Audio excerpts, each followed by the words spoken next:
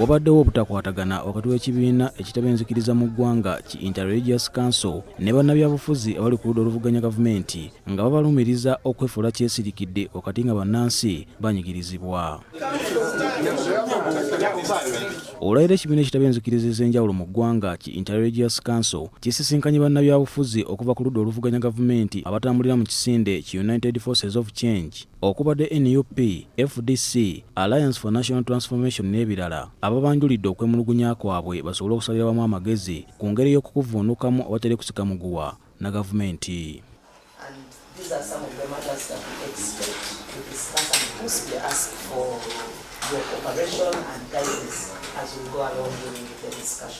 Ensinkano eno etakkiriziddwamu bannamawulire ebaddemu okwogera ku nsonga ez'enjawulo omuli okusibira bannabyabufuzi mu maka gaabwe, abawagizi b'oludda oluvuganya ababuzibwawo, abali mu makomera n'ensonga endala ng'akulira oludda oluvuganya gavumenti mu paalamenti bw'annyonnyola. Twagala okubeebaza abasinga ku bo bazze nga boogera ku nsonga zino ez'obuli bw'enguzi, okutulugunya bannayuganda n'ebirala, era nga tubasabye kavolimu bakongeremuko ku nsonga zino. Tulina bannayuganda abattibwa, famire zaabwe tezinnafuna bwenkanya, bannayuganda abalala baabuzibwawo bakibalama baddamulira n'abalala, tulina abalala bali makomera, Olivia Lutaya n'abalala myaka 3 bali eyo, obwenkanya tebunnabeerawo, era ne tubasaba abakulembeze baffe mu ddiini okwongezaawo ku ddoboozi kubanga eddoboozi lyabwe oluusi lisinga n'eryaffe. Ssenyonyi agamba nti bakwongera okusinkana bannaddiini okulaba nga babayambako mu kaweefube waabwe okulwanirira obwenkanya mu ggwanga. Tujja sigala nga tuwayamuko nga tusisinkana nga bongera okutuwabula ng'abakulembeze baffe mu ddiini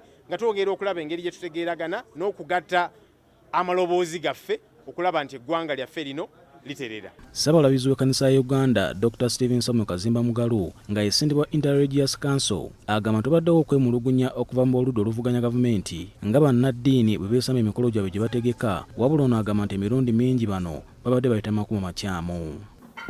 Ekintu kino kikulu nnyo kubanga waliwo baayagala okutusisinkana okusooka naye tekyakola kubanga ekkubo lye baakwata teryali ddungamu.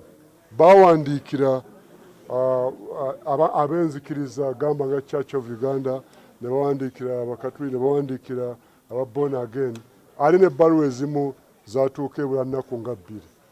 Ekintu ng'ekyo kitaako era abamu baatwogerako nti ndoza tebayagadde kujja ekkubo lye baakwata naye kati baalungamizibwa tuyita wa Secretary General kuba waliwo ofiisi eyeetongodde etukwataganya. Ku ky'obutavaayo ku nsonga ez'enjawulo ezinyigiriza bannansi, Ssaabalabirizi ategeeza nti si bannabyabufuzi era ensonga bazikola kisajja kikulu. Ebintu ebiruma bannayuganda ffenna bitukwatako.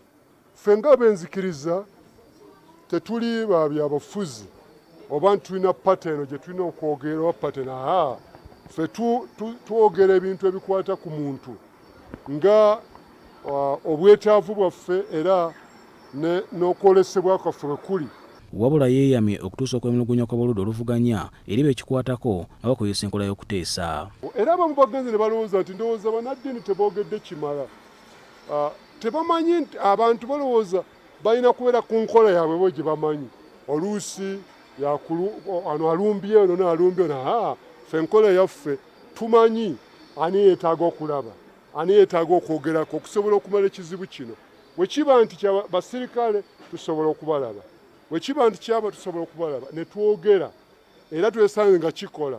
Bannaddiini emirundi egisinga bazze bafuuka kyesirikidde ku nsonga ezinyigiriza bannansi nga mu kiseera kino basuubirwa okuba boogere ku nsonga enkulu abazze balama ekireka endiga ze basumba nga zikukkuluma.